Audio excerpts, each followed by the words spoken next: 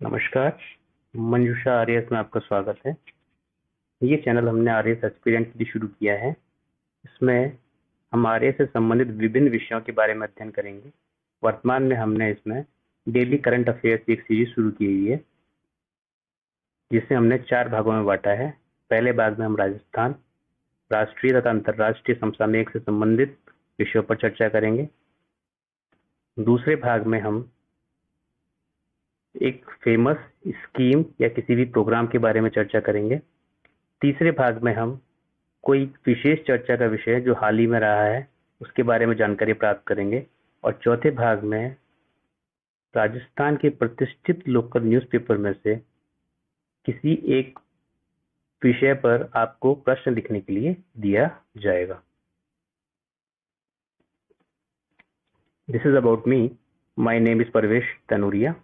तो चलिए शुरू करते हैं 19 अप्रैल 2020 का करंट अफेयर्स। G20 देशों के वित्त मंत्रियों एवं केंद्रीय बैंकों के अध्यक्षों की बैठक सऊदी अरब में हुई। G20 देश जो है, इसकी स्थापना 1999 में हुई थी और इसका हेडक्वार्टर कानकुन मैक्सिको में स्थित है। जब G20 की स्थापना हुई थी, इसमें 19 देश तथा एक यूरोपियन यूनियन सदस्य थे। चलिए आगे चलते हैं। तमस अजान का संबंध अंतर्राष्ट्रीय भारोत्तोलन महासंघ से है। ये इसके अध्यक्ष थे, जिन्होंने हाल ही में इस्तीफा दे दिया। सार्क देशों के स्वास्थ्य पेशेवरों को कोविड से संबंधित प्रशिक्षण देने के लिए विदेश मंत्रालय द्वारा बनाए गए प्रोग्राम में सर्वाधिक अनुदान भारत ने दिया है। सार्क देशों के जितने भी सदस्य देश हैं, उनकी विदेश मंत्रालय ने मिलकर ये प्रोग्राम शुरू किया है। और सार्क की स्थापना 1985 में हुई थी ढाका में। सार्क हेडक्वार्टर काठमांडू में है, नेपाल में। जरूरतमंदों को मुफ्त में भोजन उपलब्ध कराने के लिए झारखंड सरकार द्वारा मुख्यमंत्री दीदी रसोई योजना शुरू की गई है। झांगझोउ में होने वाले पैरा ओलंपिक 2020 खेलों का शुभंकर फेईफेई है, जो कि एक पक्षी है। दुबई में स्थित क्रिकेट अकादमी क्रिक इन डॉम का ब्रांड एम्बेसडर रोहित शर्मा, जो कि एक क्रिकेटर है, को बनाया गया है। मधुबन एक गाजर की किस्म है, जो कि एक फोर्टिफाइड किस्म है। इसका विकास जूनागढ़ गुजरात में किसान द्वारा किया गया है। फोर्टिफाइड से मतलब ये होता है कि कोई भी भोजन पदार्थ है, उसको हम इस तरह से उसमें हम विटामिन या मिनरल्स को ऐड किया जाए ताकि उसकी पोषक क्षमता है वो बढ़ जाती है। जैसे ये मधुबन जो फोर्टिफाइड गाजर है, इसमें विटामिन ए की अधिक मात्रा पाई जाती है। IMF के अनुसार 60 साल में पहली बार एशिया की आर्थिक वृद्धि दर शून्य रहने का अनुमान लगाया गया है। IMF की स्थापना 1944 में ब्रेटन वुड सम्मेलन के दौरान हुई थी। इसका हेडक्वार्टर वाशिंगटन DC में है। HDFC बैंक द्वारा सोशल डिस्टेंसिंग को प्रोत्साहित करने के लिए सुरक्षा ग्रिड अभियान शुरू किया गया। HDFC द्वारा सोशल डिस्टेंसिंग के लिए अभियान शुरू करने का उद्देश्य सोशल डिस्टेंसिंग को मेंटेन करना है। जितने भी स्टोर जो कि दवाई हो या फिर जनरल स्टोर हैं, जो लोगों को सामान उपलब्ध करा रहे हैं, वहां पर सोशल डिस्टेंसिंग को मेंटेन करने के लिए इसके द्वारा एक फिजिकली ग्रिड बनाई जाएगी जमीन पर, ताकि लोग आपस में एक सोशल डिस्टेंसिंग को मेंटेन कर सकें। और इनके बीच में इतनी दूरी रखी जाएगी जो कि WHO के द्वारा प्रेस्क्राइब्ड की गई है। WWF world wild life fund ने भारतीय पर्यावरण शिक्षा कार्यक्रम के लिए विश्वनाथ आनंद को अपना ब्रांड एम्बेसडर नियुक्त किया है। विश्व हीमोफीलिया दिवस 2020 की थीम है गेट प्लस इन्वॉल्व्ड। फल एवं सब्जियों की डोर टू डोर डिलीवरी हेतु छत्तीसगढ़ सरकार द्वारा सिघाट नामक ऑनलाइन सेवा शुरू की है, जिसके माध्यम से ऑनलाइन सब्जी और फल लोग खरीद सकेंगे। रिजर्व बैंक ऑफ इंडिया द्वारा Mapusa urban cooperative bank of Goa, जो कि गोवा का एक कोऑपरेटिव बैंक है, उसका लाइसेंस अनियमितताओं के तहत रद्द कर दिया गया है। रिवर्स रेपो रेट को 25 बेसिस पॉइंट कम करके 3.75 किया गया। पहले ये 4% थी।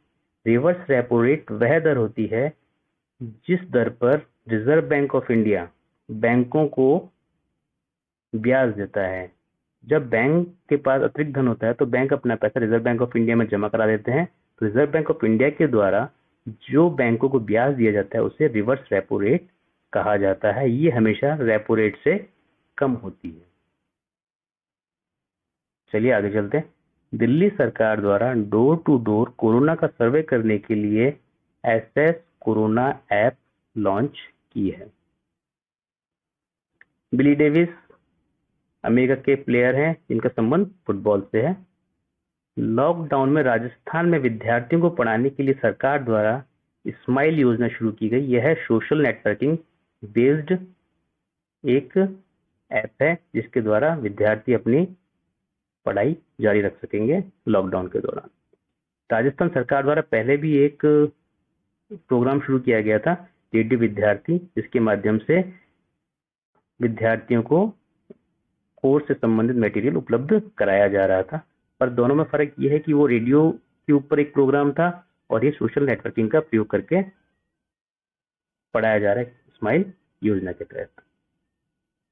चलिए अब हम हमारे सेकंड सेशन में बात करते हैं स्कीम और प्रोग्राम की। और आज का हमारा प्रोग्राम है NIP national infrastructure pipeline programme.